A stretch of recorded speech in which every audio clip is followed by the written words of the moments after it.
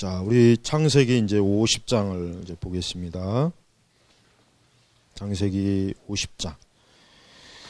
창세기 50장은 이제 창세기의 마지막 이제 끝장이에요. 끝장인데 우리가 이제 창세기를 공부해 보면 알겠지만 말 그대로 창세기는 처음 이 세상에 처음 시작을 알리는 그런 내용이에요. 그래서 우리는 이 창세기의 내용을 첫째로 이것은 역사적인 사실이다. 이것은 창세기는 결코 신화나 전설이나 아니면은 또 인위적으로 편집한 게 아니에요. 물론 창세기 모세가 이 창세기를 기록했기 때문에 모세는 이 창세기를 분명히 나름대로 편집을 했어요. 그러나 그건 어디까지나 성령께서 지도하시고 인도하신 가운데 편집이지 고등 비평학자들이 얘기하는 것 같은 창세기 문서 자체의 후대에 이 조작된 편집 이거는 아니라 이거예요. 그러니까 우리는 창세기 1장 1절부터 이 마지막 50장까지 모든 내용을 역사적인 사실의 기록, 특히 창세기 1장, 2장, 3장, 창세기 10장까지 굉장히 오늘날 사람들이 딱 봤을 때 이해할 수 없는 내용들, 뭐 홍수 신화, 그러니까 홍수 설화, 홍수 이야기, 그 다음에 에덴 동산, 그 다음에 하나님께서 사람을 지으신 것, 흙으로 지으신 것, 그 다음에 언어의 혼잡함, 하여튼 이런 것들을 우리가 읽을 때 어떻게 봐야 되느냐, 그거를 역사적인 사실로 봐야 돼요. 역사적인 사실로 안 보는 게 똑똑한 게 아니에요. 이걸 역사적인 사실로 믿고 보는 게 그게 똑똑한 거고 그게 지혜로운 거예요. 그러니까 성경을 읽을 때는 제일 중요한 건 뭐냐, 성경은 단지 사람들에게 감동을 주려고 하는 종교적인 문서 이전에 성경은 뭡니까? 사실, 팩트, 사실을 얘기하는 거예요. 사실. 저는 이게 제일 중요한 거죠.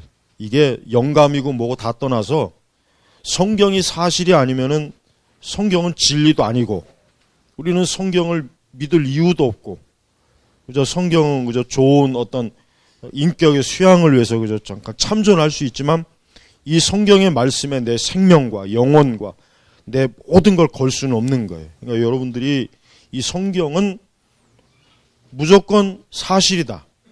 이 성경은 사실이 아닌 게 없다라는 그런 전제, 이 전제가 제일 중요하니까 이제 오늘 창세기 50장 마무리하면서 이 창세기는 모든 내용을 문자 그대로 사실로 딱 우리가 믿는 거, 이게 이제 제일 중요합니다. 자, 그래서 이제 50장의 내용이 뭐냐면 이제 그 아버지 야곱이 임종을 맞이해서 요셉이 아버지의 장례를 치르는 이야기가 나오고, 그 다음에 이제 형들이 다시 한번 요셉에게 자신들이 이전에 지었던 그 요셉에게 지었던 죄에 대해서 용서를 구하는 그러한 나오고, 그다음에 마지막으로 요셉의 유언이 나와요. 유언. 요셉의 유언이 이제 나옵니다. 요셉이 이제 끝부분에 가면은, 그러니까 히브리서 11장 22절에 보면 이런 말씀이 있습니다. 히브리서 11장 22절에 보면 믿음으로 요셉은 죽으면서 이스라엘 자손이 이집트에서 나갈 것에 관하여 말하였고 자기 뼈에 관하여 명령하였다. 그래서 히브리서 11장 22절에 그게 지금 창세기 50장 22절에서 26절에 나와요. 정확히. 그래서 뭐라 했습니까? 요셉이 이제 110세를 이제 살면서 3대를 보고, 그 다음에 요셉이 그의 형들에게 뭐라고 합니까? 나는 죽으나. 그러니까 육신의 생명은 죽으나 하나님께서 형님들을 반드시 돌보시고 형님들을 이 이집트 땅에서 아브라함과 이삭과 야곱에게 맹세하신 그 땅으로 인도하실 것입니다. 히브리서 11장 22절이 말하는 게 뭐예요? 요 24절의 말씀이에요. 24절. 그러니까 요셉은 형들에게 이제 유언을 하는 거예요. 이제 나는 비록 육신은 죽지만 하나님께서는 형님들을 반드시 돌보시고 형님들을 이 이집트 땅에서 아브라함과 이삭과 야곱 맹세한 그 땅으로 인도하실 것입니다. 근데 이 인도하실 때까지 시간이 얼마나 걸립니까? 430년. 그 기간이 걸리는 거예요. 그러니까 저기 출애굽기에 가면은 출애굽기 1장에 가면은 저기 뭐라고 나오냐면은 제가 지난번에 얘기했죠. 이제 출애굽기 들어가면은 이제 이집트 왕조가 바뀐다 그랬죠. 왕조가 바뀌어요. 그래서 어떻게 됩니까? 거기 보면은 그 6절에 보니까 요셉과 그의 모든 형제들과 그 시대 사람들은 다 죽었고 그 다음에 8절에 그때 요셉을 알지 못하는 새로운 왕이 이집트에서 일어나서, 그러니까 출애굽 시점에서는 이집트의 왕조가 바뀌어버려요. 이집트의 왕조가 7왕국인가 8왕국이에요. 8왕국. 그러니까 왕조가 굉장히 많이 바뀌었어요. 그러니까 이제 요셉을 모르고 요셉의 시대의 사람들 다 죽었죠. 그러니까 이제 출애굽기에서 애굽은 요셉이 있었던 애굽과는 전혀 다른 애굽이라는 걸 이해하면 돼요. 그러니까 요셉은 그러니까 요셉은 이제 앞으로 분명히 하나님께서 오실 것이다 했는데 그게 시간이 굉장히 한 400년이 더 넘는 시간이 걸려서 드디어 이제 출애굽기 내용에 보면은 하나님께서 그 아브라함과 이삭과 야곱, 요셉 이 족장들에게 약속하신 그 사건들이 출애굽기에서 이제 일어나는 거예요. 출애굽기. 그리고 이제 이 창세기는 이제 그것으로 마무리되는 거죠. 그러니까 요셉은 지금 요셉도 그렇지만 야곱도 무슨 그 생각을 가지고 있냐면은 야곱 자신이 지금 5절에 보니까 내 아버지께서 나에게 맹세하게 하시기를 보아라. 내가 죽으면 내가 가나안 땅에 나를 위해 파놓은 내 무덤에 장사하여라. 이 무덤이 어떠한 무덤이겠어요? 바로 아브라함과 사라와 이삭과 이삭의 부인 거기 묻힌 거예요. 지금 이미 묻혀 있는 거예요. 그러니까 야곱이 나를 이 애굽에 묻지 말고 장사하지 말고 나를 반드시 그 가나안 그 아브라함이 묻혀 있는 그곳에 꼭 묻혀라 해가지고 유언을 남겨서 그 요셉이 무려 이제 70일 동안 무려 지금 이제 40일은 미라를 만들고 그러니까 전체 기간이 지금 뭐냐면 70일인데 40일 그 70일 중에 40일은 그 야곱을 미라를 만드는데 40일이 쓰여진 거예요. 40일. 그러니까 미라를 만드는 게 굉장히 손이 많이 간다는 뜻이에요. 작업이. 그러니까 미라 만드는 방법을 보면은 아주 참 그 뭐라 그럴까 손이 많이 가요. 하여튼 담갔다 뭐 했다 뭐 별거 다 해야 돼. 기름에다 담갔다 뺐다 속 내장 다 빼고 하여튼 건조시키고 이건 무슨 뭐 오징어 말리는 것도 아니고 하여튼 미라 그 고대 그 애굽의 매장 방식 귀인의 그 매장 방식은 미라예요. 미라. 아무나 미라로 매장되는 게 아니에요. 평민은 그냥 썩으면 끝나지만 왕들이나 이 고관들은 미라로 장례. 그러니까 야곱이 미라로 장례했다는 건 그만큼 야곱이 어때요? 애굽에서 굉장히 VIP 아주 중요한 인물이었다는 뜻이에요. 그러니까 요셉의 아버지니까 애굽의 그 당시 왕조가 그만큼 대우를 해준 거예요. 그래가지고 그 미라 상태가 된 그 미라를 가지고 아브라함의 무덤으로 가는 거예요. 직접 거기 가서 또 이제 거기서 또 뭐 이제 애곡을 하고 거기에서 이제 드디어 13절에 보니까 그의 아들들이 그러니까 야곱과 그의 12아들 그를 가나안 땅으로 운반하여 만물의 앞 막벨라 밭의 굴에 장사했으니 이는 아브라함이 햇사람 에브론에게서 매장지로 삼으려고 그 밭과 함께 사놓은 것이다. 그렇죠. 여기다가 이제 그 야곱의 미라를 여기다 안치하는 거예요. 안치. 그 다음에 요셉도 나중에 죽을 때 역시 자기의 요셉은 근데 이상하게 자기 죽었을 때 가나안으로 가지 않고 그냥 애굽에다가 임시 가매장을 해요. 왜 그런지는 잘 모르겠어요. 왜냐하면 그냥 그러면 요셉도 어차피 그 당대에 다 있으니까 형제들이 있으니까 그냥 가나안으로 가서 매장을 하라 했을 텐데 이상하게 요셉은 그러지 않고 그냥 애굽에다 가매장 상태에서 나중에 하나님이 오시면 이제 출애굽 시키려고 오시면 그때 내 유고를 그 애굽에다 두지 말고 반드시 가져가라. 그러니까 나중에 요셉이 최종적으로 출애굽할 때 요셉의 뼈를 취해가지고 나가는 장면이 나와요. 출애굽기에 보면은. 그러니까 요셉이 왜 그랬는지 모르겠어요. 그 이유는 잘 모르겠지만 어쨌든 그 야곱까지는 어때요? 야곱까지는 적어도 어때요? 그 아브라함의 매장지에 가는 거예요. 그러니까 아마도 이제 그 매장지라고 하는 게 이제 왜 그러냐면은 그 매장지 규모가 아브라함, 이삭, 야곱, 그 다음에 그 부인들 그렇게까지밖에 들어갈 수 없는 규모였기 때문에 그런 거예요.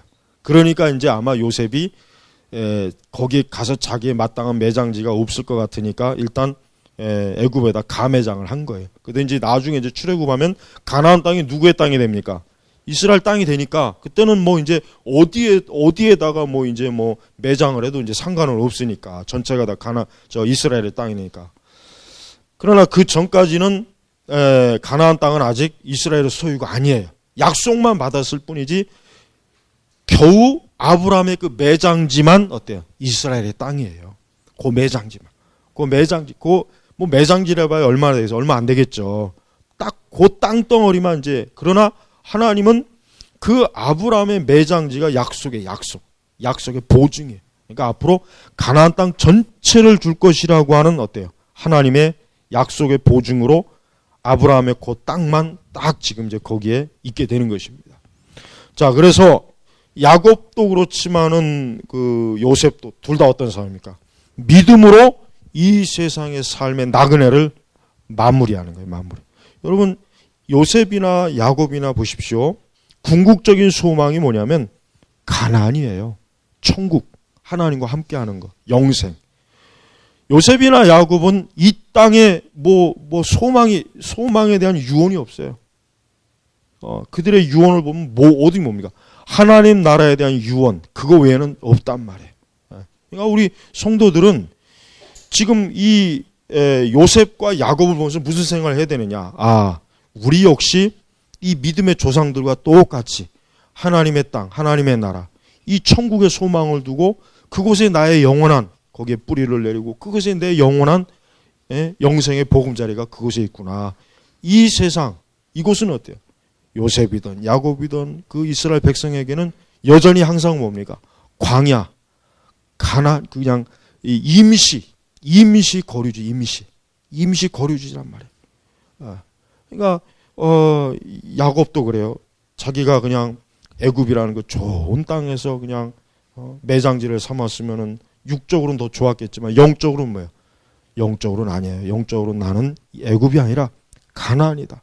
내 조부, 내 아버지, 하나님의 언약하신 그 언약의 축복을 받을 그 가나안 땅에 나는 거기에 매장지를 삼아야 된다라는 그런 믿음으로 지금 고백을 하는 것이에요. 그래서 야곱도 요곱도 둘 다 어떠한 생각하셨습니까? 그냥 죽음이라고 하는 것이 단순히 소멸이 아니라 뭐예요? 영생의 소망을 가지고 있어요. 그러니까 이 사람들이 궁극적인 더 큰 소망은 뭡니까? 부활의 소망이에요. 부활의. 야곱도 그렇고 요셉도 그렇고 이 부활의 소망. 장차 누가요? 예수 그리스도께서 오셔서 영원한 영생의 부활로 맞이할 때까지 그 가나안이라고 한 곳에서 자기의 매장지를 선택하는 것입니다. 그 다음에 이제 요셉은 형들을 진심으로 용서하고 사랑합니다. 그러니까 야곱이 이제 죽으면서 어떠한 생각하셨냐. 혹시라도 야곱이 이런 생각을 했던 거죠. 내가 죽으면 혹시라도 요셉이 혹시라도 이 형들의 옛날 그 못된 짓 때문에 혹시 복수하지 않을까. 아마도 이제 야곱이 이제 아버지로서 그런 생각을 했을 거예요, 아마. 아직까지 아버지가 살아있을 동안에는 요셉이 그냥 속으로 꼭 참고 있다가 아버지만 돌아가시면 아주 그냥 형제들 전부 다 그냥 옛날에 나에게 했던 그 못된 짓을 아주 그대로 벌을 주려고. 그러니까 이제 야곱이 이제 그런 그 생각을 가졌던지 형들에게 뭡니까? 17절에 너희는 요셉에게 같이 말하여라. 내 형제들이 내게 악을 행하였더라도 이제 그들의 허물과 죄를 용서해라. 그러니까 형제들이 아버지가 돌아가기 전에 이런 얘기를 했으니까 우리의 모든 이전의 그 잘못과 잘못된 것을 용서해 달라고 요셉에게 이제 나온 거예요. 그때 이제 요셉은 어떻게 합니까? 요셉은 19절 요셉이 그들에게 말하기를 두려워하지 마십시오. 제가 하나님을 대신하겠습니까? 형님들은 저를 헤아려 하였으나 하나님께서는 그것으로 선을 이루어 오늘처럼 많은 백성을 살리셨습니다. 이제 형님들은 두려워하지 마십시오. 제가 형님들과 형님들의 어린 것들을 양육하겠습니다 하고 요셉이 그들을 간곡한 말로 위로하였다. 그러니까 요셉은 어떠한 사람이에요? 요셉은 예수님의 그 사랑의 마음. 요셉은 그 형들에게 증오나 복수를 하지 않았어요. 용서. 우리 예수님께서 죄인을 용서하시는 것 같은 그 모습을 요셉이 그대로 보여주지 않습니까? 그러니까 우리 요셉을 통해서 어때요? 예수님께서 죄인들을 향하신 궁휼과 사랑과 자비를 지금 볼 수 있는 거예요. 그러니까 요셉은 형들에게 그 20절에 보니까 하나님께서 그것으로 선을 이루어 오늘처럼 많은 백성을 살리셨습니다. 그러니까 여러분 하나님께서는요 악을 통해서도 선을 이루시는 분이에요. 그게 하나님의 능력이에요. 세상은 악을 통해서 악으로 멸망하지만 하나님은 심지어 악을 통해서조차도 어때요? 선을 이루십니다. 선을. 얼마나 이 하나님의 능력과 섭리가 놀라운 거예요. 그러니까 우리는 이 세상에서 악을 볼 때 물론 악을 보는 게 참 마음 편하진 않아요. 악을 보는 게 마음 편하거나 그게 기분이 좋지는 않죠. 그게 좋지는 않아요. 그런데 우리 성도들에게 어떤 소망이 있어야 되냐면 어떤 악한 일조차도 하나님의 자녀들에겐 합력하여 선을 이룹니다. 그게 하나님의 구속의 은혜예요. 구원의 은혜에 들어가는 거예요. 오직 하나님의 백성들에게만 주시는 하나님의 특별한 은혜. 세상 사람들한테는 없어요. 세상 사람들은 악으로 시작해서 악으로 멸망해요. 그게 하나님의 섭리고 우리 성도들, 예수님의 피로 구원받은 성도들은 우리에게 있는 악조차도, 우리에게 다가오는 악조차도 어때요? 선으로 하나님이 바꿔주십니다. 이게 바로 놀라운 믿음, 하나님의 역사란 말이에요. 그러니까 우리 신자들은 악에 대해서 절망하거나 두려워하거나 무서워하거나 낙심하지 말고 그 악을 통해서 하나님이 선을 이루실 것이다. 그러니까 요셉이 지금 그걸 하나님께서는 그것으로 선을 이루어 그것으로.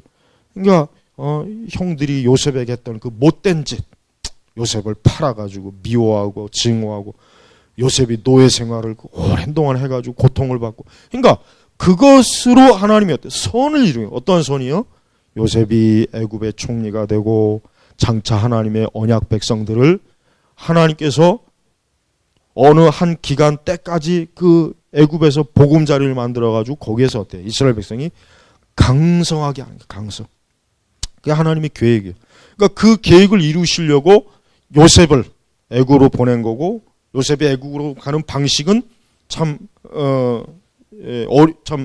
악한 거지 사실. 형들이 참 팔아서 그냥 못되게. 그러니까 그 모든 걸 다 하나님이 어때요? 선하게. 그러니까 우리가 세상을 살아가는 동안 우리는 이 세상에 하나님 앞에서는 이 악 자체도 어때요? 하나님의 영광을 위해서 쓰이는 아주 놀라운 은혜. 은혜의 재료가 돼요. 은혜. 그러니까 하나님은요. 이 세상의 모든 일을 통해서 하나님의 섭리가 있어요. 섭리, 뜻이 있어요. 그것을 이루는 데 쓰는 거예요, 하나님이. 근데 우리는 그걸 모르죠. 우리는 하나님의 그 진짜 완전한 지혜와 능력을 우리는 몰라요. 인간은 그걸 알 수가 없어요. 그러나 하나님은 하시는 거예요. 그러니까 우리가 항상 하나님은 언제나 하나님은 절대적으로 완전하시다는 거. 우리는 틀려요. 우리는 불완전하고 우리는 굉장히 문제가 많고 모순이 많아요. 그러나 하나님 완전하시. 우리가 어떤 일이 있는지 항상 하나님을 의지하고 하나님을 기대고 하나님을 바라보고 하나님에게 의지하면요. 하나님은 우리 지금 현재 모든 이 참 어떤 때로는 악한 것, 악의 부조리, 또 잘못된 것 이런 것까지도 하나님이 기뻐하시는 선한 재료로 쓴단 말이에요. 그러니까 그 믿음의 여정이 있는 거예요. 그 믿음의 여정을 어떻게 됩니까? 잘 인내하란 말이에요. 그러니까 성도는 하루아침에 모든 게 다 되는 게 아닙니다. 성도는 천국의 그늘까지 인내.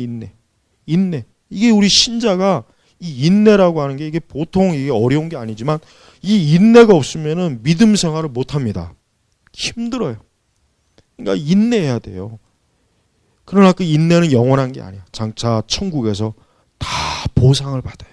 하나님께서 이 땅에서 주를 위해서 우리 성도들이 받은 고난과 눈물과 헌신과 고통과 이 모든 것들에 대해서 어떻게 됩니까? 다 하나님이 천국에서 어때요? 갚아주시는 거란 말이에요. 그러니까 우리 신자들은 절대로 낙심하지 말고 모든 일에 하나님의 선하신 뜻을 보고 그리고 무엇보다도 궁극적인 건 뭡니까? 궁극적인 것은 우리 살아계신 하나님께서는 우리 신자들의 이 세상에서의 모든 삶의 여정과 가나안, 천국의 여정, 이 모든 것들을 하나님이 어때요? 선하게 인도하시는 분이에요. 그러니까 절대 우리 성도들은 하나님의 주권하에 있어요. 우리 성도들이 때로는 하나님 뜻을 벗어날 때도 있고 참 하나님이 원치 않는 길로 또 방황할 때도 있어요. 그러나 하나님의 구원의 은혜 안에 있는 그 신자는 결국은 하나님께서 어떻게 합니까? 천국, 가나안으로 다 이끌어줍니다. 우리가 봤을 때 아브라함이나 이삭이나 야곱이나 이런 사람들 볼 때 얼마나 모순이 많고 문제가 많고 참 엉망인 사람들이거든요. 사실 전혀 정말 어떤 흠이 없는 그 영광스러운 모습보다는 그렇지 못한 모습들이 많았어요. 야곱 자신도 그렇고. 그러나 하나님께서는 이 사람들을 전부 어떻게 합니까? 가나안에 그 영광스러움으로 다 이끌어 주잖아요. 그러니까 우리 신자들은 이 세상에서 우리가 많은 정말 과정을 거치고 어려움을 거치고 막 이런저런 시련을 거쳐요. 그런 가운데서 우리는 또 죄악도 짓게 돼요. 우리의 연약함 때문에. 하지만 그것조차도 하나님 손에서 뭐야? 선하게 쓰이는 거예요. 선하게. 근데 한 가지 우리가 주의해야 될 건 뭡니까? 우리가 이 성경에 나와 있는 인물들을 보면서 한 가지 우리가 꼭 교훈을 받아야 될 것은 하나님께서는 하나님의 뜻을 벗어나면 반드시 그에 대한 대가를 주셔요. 고난을 주죠. 고난. 대가를 주신단 말이에요. 하나님은 그냥 넘어가는 분이 아니에요. 하나님은 그냥 우리가 잘못했으니까 그냥 넘어가는 분이 아닙니다. 반드시 거기에 대한 대가를 치르게 해요. 그걸 꼭 명심해야 돼요. 그러니까 우리는 이 믿음의 선진들이 가는 길을 가만히 볼 때 그 믿음의 선진들이 잘 가는 길은 우리가 본을 받아야 되지만 믿음의 선진들이 잘못 간 길은 이 길은 가만 안 되겠구나. 이 길은 하나님 보시니까 벌써 하나님이 싫어하는구나. 기뻐하지 않는구나. 벌써 금방 나오잖아요. 그러니까 후대에 믿는 우리는 성경의 기록을 보면서 하나님께서 좋아하는 기뻐하시는 사람이 갈 때 기뻐하는 길이 있고 하나님이 싫어하는 길이 있구나. 그걸 알 수 있다면 그게 지혜란 말이지. 그러니까 우리는 이 믿음의 조상들이 잘못된 선택, 잘못된 죄악, 어리석은 꾀, 무지한 짓 이런 것을 볼 때 우리 자신도 교훈을 받아야 돼요. 이러면 안 되겠구나. 이게 하나님이 기뻐하지 않는 거구나. 우리에게 명확하게 딱 길을 보여주잖아요. 근데 그거를 못 깨닫거나 그걸 보면서도 또 동일하게 어리석은 길로 가면은 그만큼 하나님 앞에서는 그 죄로 인해서 하나님 반드시 그 죄에 대한 대가를 치르게 해요. 그래서 그 죄가 얼마나 하나님의 영광을 가리고 자신의 영혼을 참 위태롭게 하고 자신의 삶을 어리석은 자의 길로 가게 했는지를 어때요? 깨닫게 하는 거예요. 깨닫게. 그래서 회개하고 더 거룩하고 더 성화의 길로 가도록 스스로 각성하라는 거예요. 각성. 그게 하나님의 인격적인 분이라고요. 하나님은. 우리가 각성해서 깨달으면 깨닫고 바른 길로 확고하게 돌아와야지 그걸 무지한 짐승처럼 매로 때리고 막 해야 안다면 그건 어리석은 거예요. 그래서 우리가 창세기 50장을 마무리하면서 우리는 이 창세기 성경에서 이 창세기는 모판이에요. 모판. 성경 전체를 이해하는 이 아주 그 밭이 되는 거란 말이에요. 그래서 다음에는 이제 출애굽기. 출애굽기 할게요. 출애굽기가 40장까지 출애굽기 40장까지 있는데 이 출애굽기에도 보면은 굉장히 중요한 내용이 사실 많이 나옵니다. 그래서 우리가 이 출애굽기도 한 장 한 장 할 때마다 여러분들이 하나님의 그 구원의 역사의 이끄심, 하나님의 백성들을 어떻게 다루시는지, 하나님의 백성들을 어떻게 징계하시는지, 하나님의 백성을 향한 하나님의 선하신 뜻이 무엇인지, 계획이 무엇인지 이 출애굽기에도 다 잘 나와 있어요. 아무쪼록 이 부분을 잘 이제 여러분들이 또 다음 주부터 배우시길 바랍니다. 기도하겠습니다. 하나님 아버지 감사합니다. 하나님께서 우리 교회 또 우리 거룩한 하나님의 나라 또 예수 그리스도의 구속을 받은 하나님의 백성들 이 모든 일에 대해서 성경에 기록된 것을 저희가 더 잘 깨닫고 더 잘 알고 또 그와 같은 거룩한 진리의 말씀에 저희가 더 온전한 순종을 통해서 참으로 하나님의 영광된 자녀로 살아가도록 저희 이 세상의 나그네 길을 인도해 주시기를 원합니다.